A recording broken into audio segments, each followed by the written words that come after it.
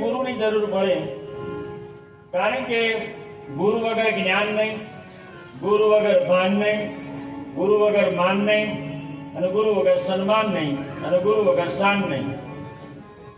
જ્યાં સુધી સદગુરુનો સમર્થ ગુરુનો મસ્તક ઉપર હાથ ન પડે ત્યાં સુધી એ મનુષ્યને સાચું ભાન થતું નથી, સાચું જ્ઞાન થતું નથી. એટલે ગુરુ દરેકના જીવનમાં હોવા જોઈએ. ગુરુ થકી બધા કાર્યો સિદ્ધ થાય છે. તો ભગવાને પણ બતાવી દીધું કે મારે પણ ગુરુની જરૂર પડે છે. આવું કહી પરમાત્મા ત્યાં ઉજ્જૈનમાં ગયા ભણવા માટે. હવે વિદ્યા બે પ્રકારની છે, એક અર્થોપાર્જન વિદ્યા અને એક છે આધ્યાત્મિક વિદ્યા. અત્યારે જે બધી વિદ્યા ભણી રહ્યા છે ને એ અર્થોપાર્જન વિદ્યા છે.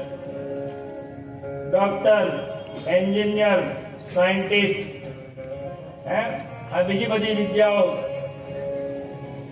જે પદ ઉપર અત્યારે બધા માણસો જાય છે ને ભણીને સારી સારી કોલેજોમાંથી, એ બધી અર્થોપાર્જન વિદ્યા છે. એનાથી સારી સારી ડિગ્રી પ્રાપ્ત થાય, સારી સારી જોબ મળે, સારી સેલરી મળે, પરંતુ એ વિદ્યા આપણી ખાલી ઉદરપૂર્તિ કરી શકે છે. એ વિદ્યા આપણું કલ્યાણ કરી શકતી નથી. આત્માનું શરીરનું કલ્યાણ કરવા માટે આધ્યાત્મિક વિદ્યા બતાવી. આધ્યાત્મિક વિદ્યા છે વેદની વિદ્યા, પુરાણની વિદ્યા, શાસ્ત્રની વિદ્યા, ઉપનિષદની વિદ્યા.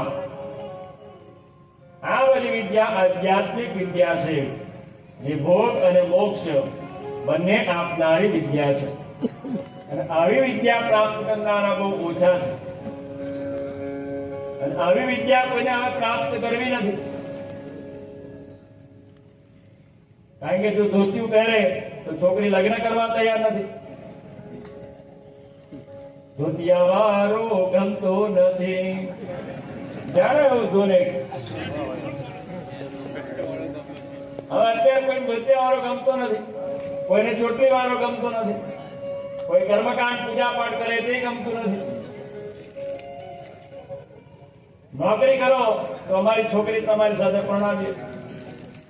ગોળ બધું નથી કરવું, અમારે ગોળ બધા વાળું ના જોઈએ. આના કારણે પણ બ્રાહ્મણોના છોકરાઓ પાછા પડે છે આપણી સંસ્કૃતિ ભણવામાં, જાળવવામાં. કારણ કે આ ભવિષ્યમાં આગળ એક ચિહ્ન આવીને ઉભું રહી જાય છે કે આ ભણીશું